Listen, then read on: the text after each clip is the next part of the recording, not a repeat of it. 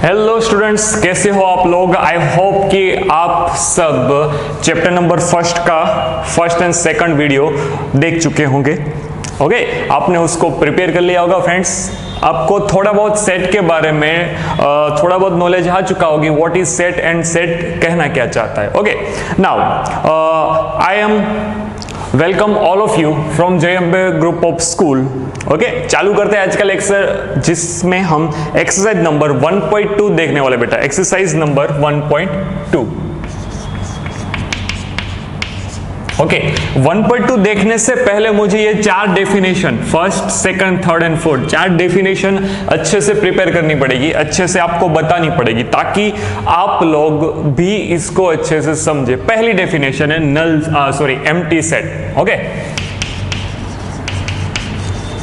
Empty set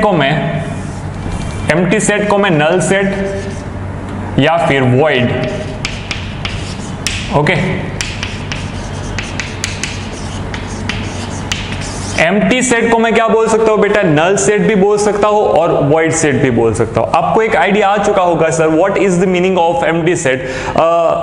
the set which does not contain any elements. Okay, इसकी definition लिखनी हो, a set which does not contain any element।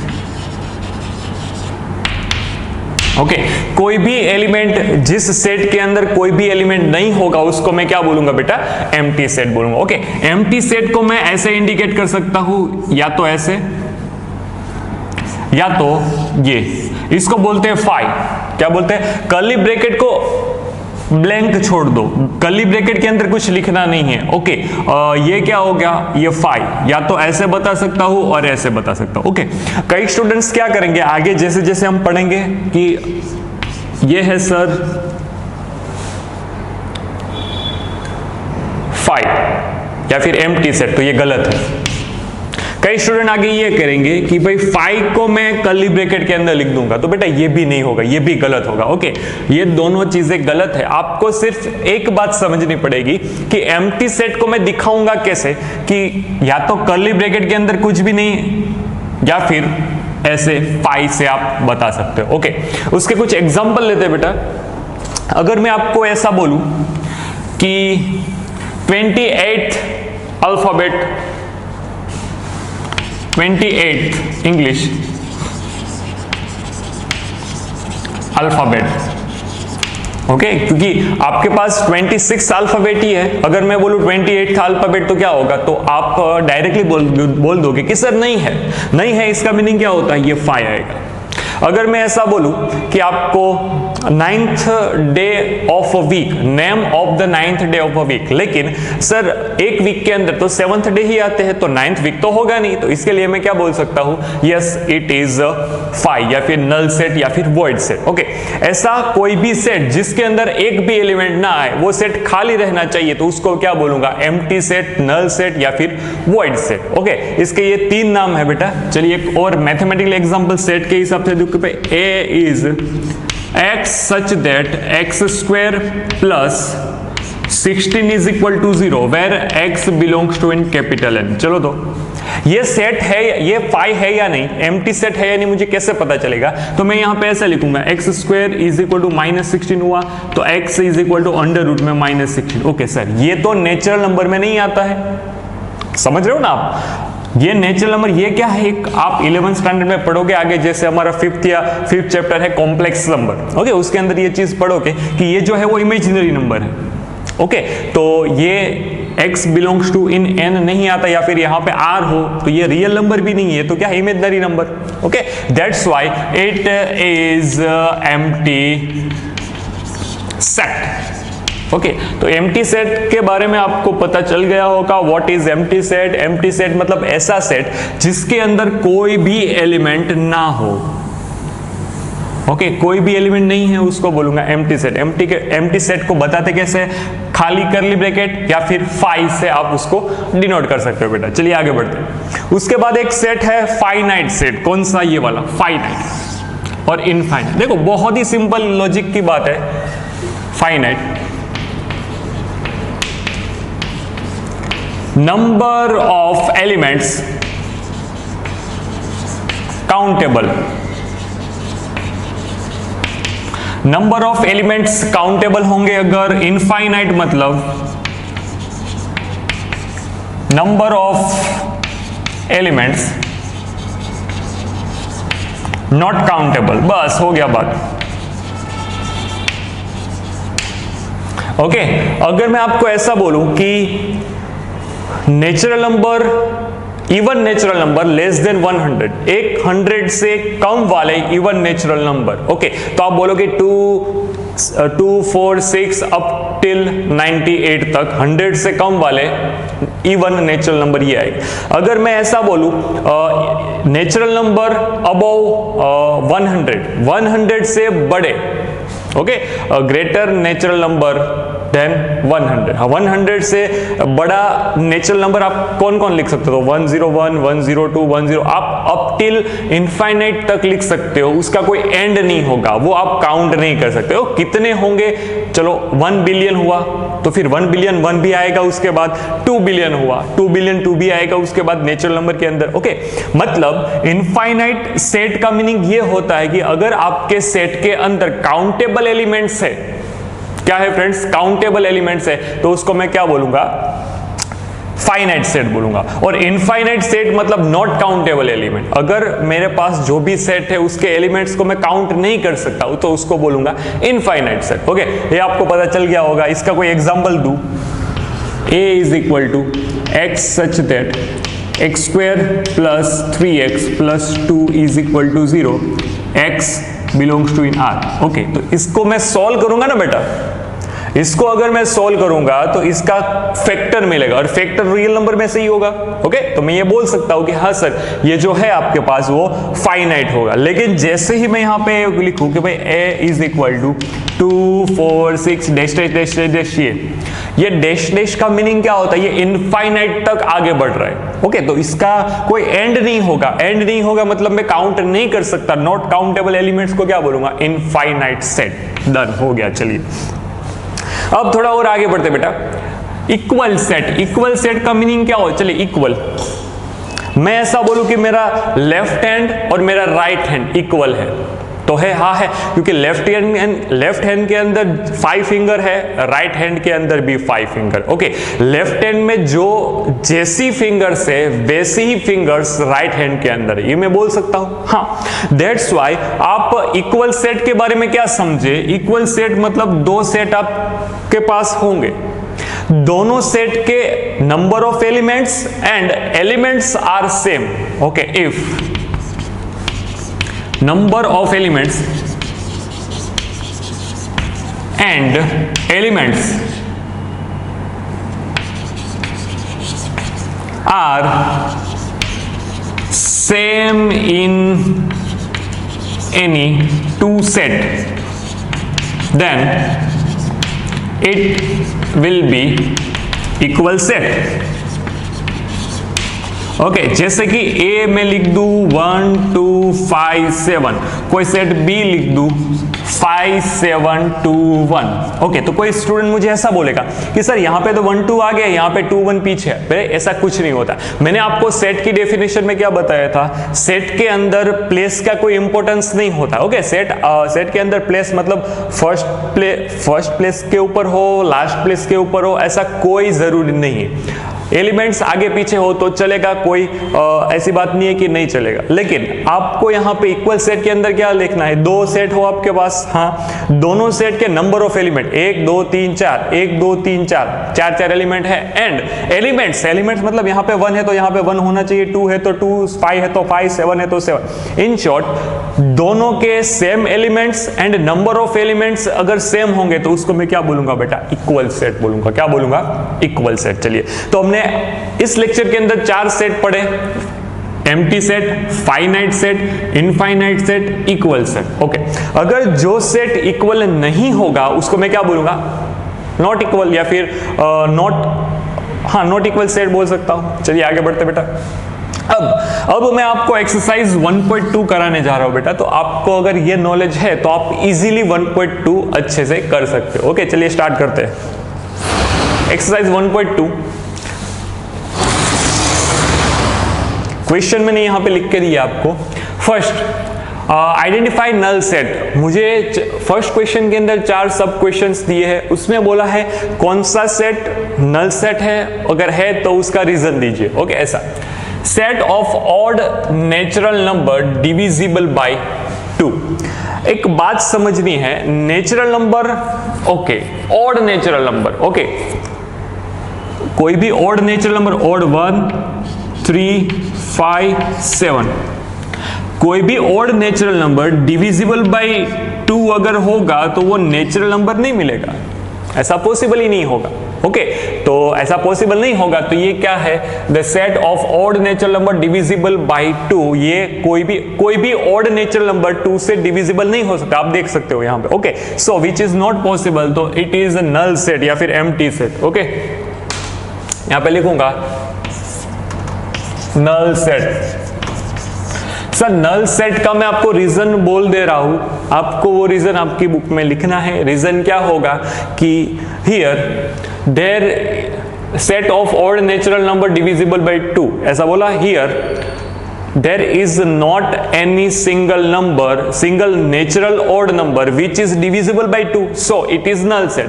मेरे पास कोई ऐसा single number नहीं, single odd natural number नहीं होगा जिसको मैं 2 से डिवाइड कर सकूं। ओके, डिविजिबल बाय 2 हो सके ऐसा कोई नंबर। ओके, तो ये क्या हो गया, नल सेट हो गया।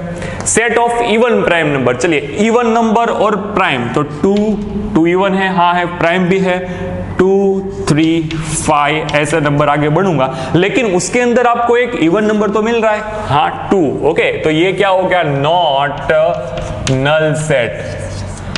नॉट अ नल सेट, इसका रीजन क्या है सर, ये नल सेट एम्प्टी सेट नहीं है। इसका एक और रीजन ये है कि उसके अंदर एक एलिमेंट है 2।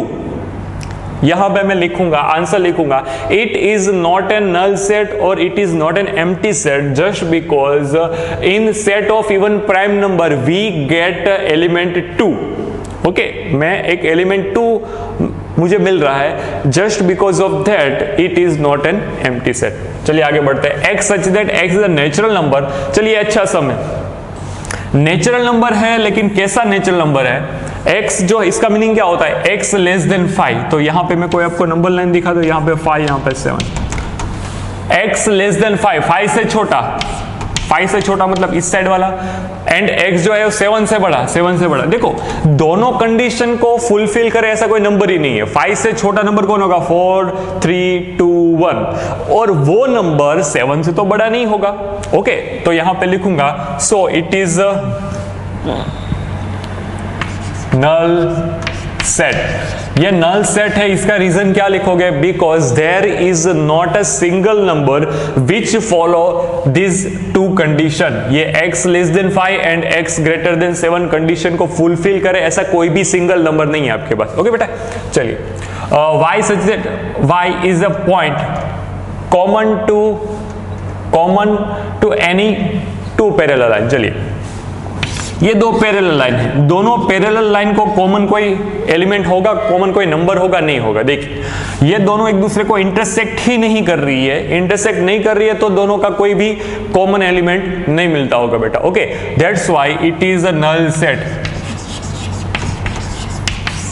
नल सेट है, आपको रीजन क्या लिखना है, yes it is a null set because there is not a single common point between 2 parallel line. बस हो गया बेटा।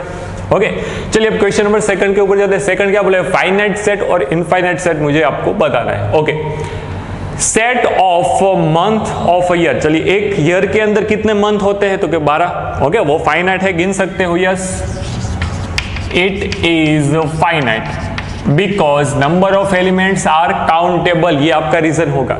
चलिए यहाँ पे 1 2 3 4 डैश डैश कर दिया है, तो ये क्या होगा, इनफाइनाइट। ओके, आपको पता चल गया होगा। 1 2 3 डैश डैश 99 100। कोई स्टूडेंट बोलेगा सर ये इनफाइनाइट है, लेकिन नहीं, आपको लास्ट का जो नंबर दिया है वो तो दिया है 100, तो 100 से तो ये नंबर आगे बढ़ता नहीं होगा, मतलब आपके एलिमेंट क्या है, 100 काउंटेबल है, हाँ है, तो ये क्या हो गया, finite. Okay, set of positive integer greater than 100। Okay, एक 100 से बड़ा 100 से बड़ा पॉजिटिव इंटीजर, सर 100 से बड़ा तो 101 आएगा, 102 आएगा, 103, 1000 आएगा, 2000 आएगा, 5000 आएगा, कोई एंड है आपके पास? नहीं, इसका आपके पास कोई भी एंड नहीं है, तो ये क्या हो गया? इनफाइनाइट।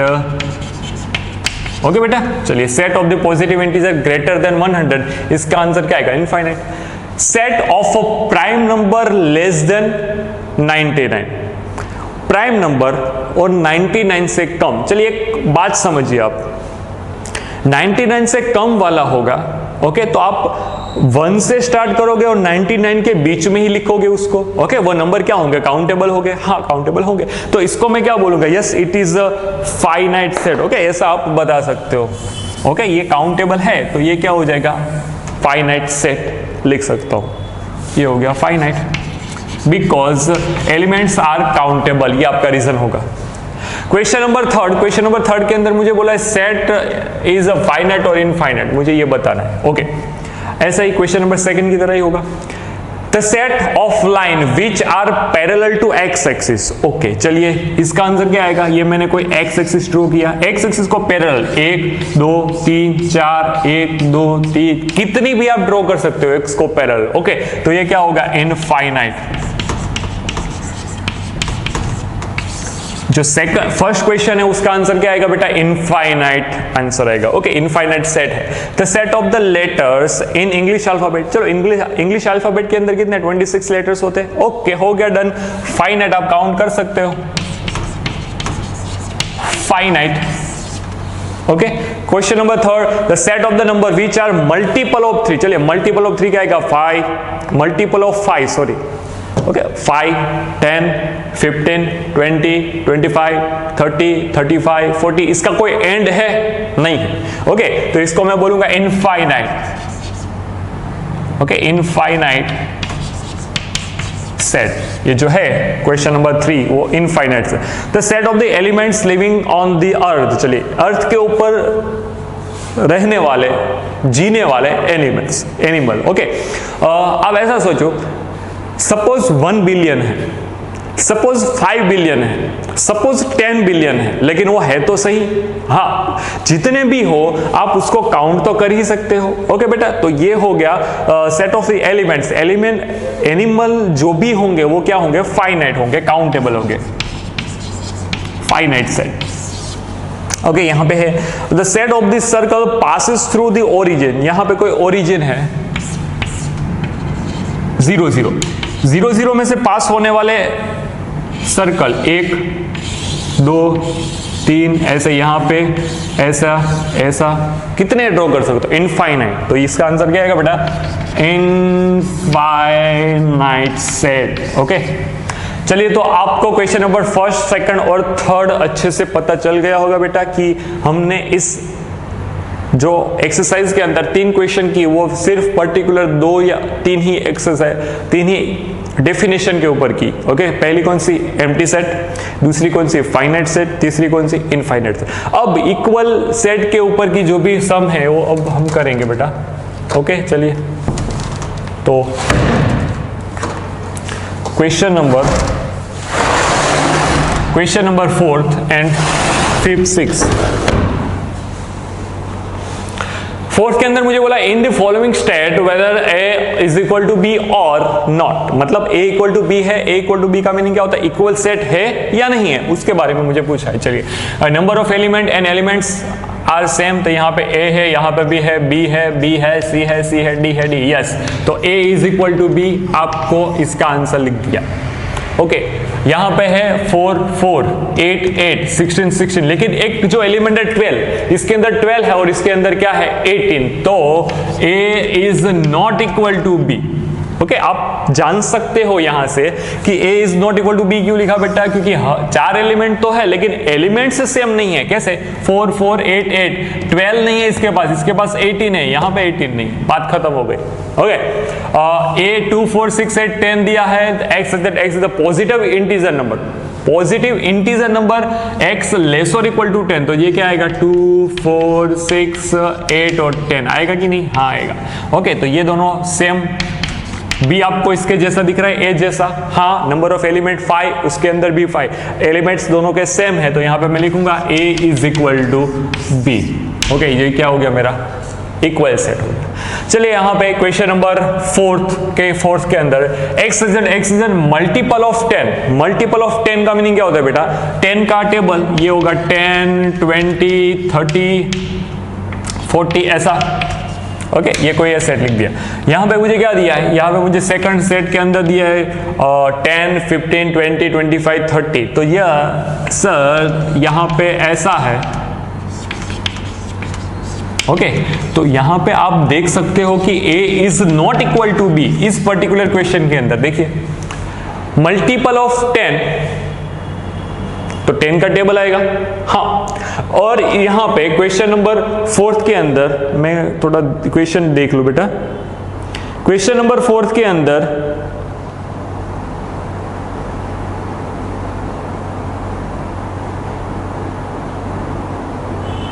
ओके, क्वेश्चन नंबर 4, हाँ ऐसा ही मल्टीपल ऑफ 10 ही है, मुझे लगा मल्टीपल ऑफ 5 तो नहीं है शायद, नहीं। चलो क्वेश्चन नंबर 4 सही है। x is a multiple of 10। Multiple of 10 का मीनिंग क्या होता है कि 10 का टेबल, एंड जो b सेट दिया है वो 10, 15 ऐसा दिया, तो दोनों के एलिमेंट्स इक्वल नहीं होंगे, तो a is not equal to b, दोनों इक्वल सेट नहीं है। Okay, are the following pairs of the set are equal, give the reason. चलिए बात करते हैं। a is equal to 2 and 3, ये कुछ दिया है, इसको मैं सोल्व करके दिखाता हूं। x square plus 5x plus 6 is equal to 0। Solve कैसे करेंगे, x square plus 3x plus 2x plus 6 ऐसा आएगा ना बेटा, हाँ। ओके, तो यहाँ पे मिलेगा x plus 3 into x plus 2। अब आपको ये समझ जाना पड़ेगा कि मैं ये फैक्टर कैसे निकाला, -3x is equal to -2। Okay, ये splitting the middle terms 10th standard 9th standard के अंदर हम ये सारी बातें पढ़ के आए। x is equal to -3, x is equal to -2 दोनों है आपके पास है, तो ये b सेट क्या बना, b सेट बना -3, -2, और सेट a क्या है 2, 3। ओके, यहाँ पे लिख देने का a is not equal to b, बस ये रीजन हो गया, नॉट इक्वल सेट, क्योंकि इसका एलिमेंट 2, 3 है, इसका element -2, -3। Okay, give the reason, तो रीजन के साथ बता दिया। आगे बढ़ते हैं। x is the letter in the follow. चलिए इसका एक सेट बनाते हैं। a इज इक्वल टू क्या है, फॉलो का FOLW। b लिखूं अगर तो लेटर वर्ड WOLF, दोनों सेम है, f यहाँ पे o यहाँ पे w यहाँ पे l यहाँ पे, हाँ। तो a is equal to b, yes a is equal to b है बेटा। ओके, अब लास्ट एक क्वेश्चन है आपका, क्वेश्चन नंबर 6। क्वेश्चन नंबर 6 जो दिया है बेटा वो कुछ ऐसा है, तो आपने ये लिख लिया होगा, मैं इसको रफ कर रहा हूं। क्वेश्चन नंबर 6 के अंदर मुझे कोई डेटा दिया है, ओके, और बोला है इनमें से कौन सा जो भी सेट है वो इक्वल सेट है। चलिए बेटा, a is equal to 2, 4, 8, 12, b is equal to 1, 2, 3, 4, c is equal to 4, 8, 12, 14, d is equal to 3, 1, 4, 2, e is equal to -1, 1, f is equal to 0, g is equal to 1, -1, h is equal to 0, 1। Okay, ये आपके पास कोई sets है। मुझे बोला है कौन सी pair equal वाली है। कौन सी पेयर का मीनिंग क्या होता है, तो सबसे पहले मैं देखूंगा कि कौन कौन सी पेयर आपको यहाँ पे इक्वल दिख रही है। ओके, तो यहाँ पे अगर मैं नोट करूँ, आप कंपेयर करोगे तो b इज इक्वल टू, देखिए b के अंदर 1, 2, 3, 4, 1, 2, 3, 4। ओके, ये एक पेयर आपको इक्वल मिल गई। ओके, फिर दूसरा तो क्या भाई -1। ओके, तो e is equal to g, ये दूसरी पेयर इक्वल मिल गई। और कोई है क्वेश्चन के अंदर यहाँ पे a दिया है। ओके, तो बाकी कोई भी पेयर इक्वल नहीं होगी, बाकी कोई पेयर इक्वल नहीं होगी, तो आप दूसरा रिलेशन कैसे बता सकते हो, a is not equal to b, एक ये हो गया, b is not equal to c, एक ऐसा हो गया। ओके, ऐसे आप कई सारे रिलेशन बता सकते हो। सिर्फ इक्वल पेयर कौन सी है, तो क्या b is equal to d वाली and e is equal to g वाली पेयर इक्वल है। From the set given select the equal set. Okay, तो ये दोनों क्या हो गया, इक्वल सेट हो गया। चलिए मैंने आपको बता दिया। ओके बेटा, तो यहाँ पे हमने एक्सरसाइज नंबर 1.2 अच्छे से प्रिपेयर कर ली है। आई होप कि आपको समझ में आया होगा पूरा का पूरा डेटा। ओके, और अब जब नेक्स्ट लेक्चर के अंदर मिलेंगे तब हम सेट का जो ओरिजिनल है, ओके, ओरिजिन है और ओरिजिनल सेट हम वहां पे पढ़ेंगे। ओके, तब तक के लिए प्लीज ये एक्सरसाइज कंप्लीट कीजिएगा। जय अम्बे।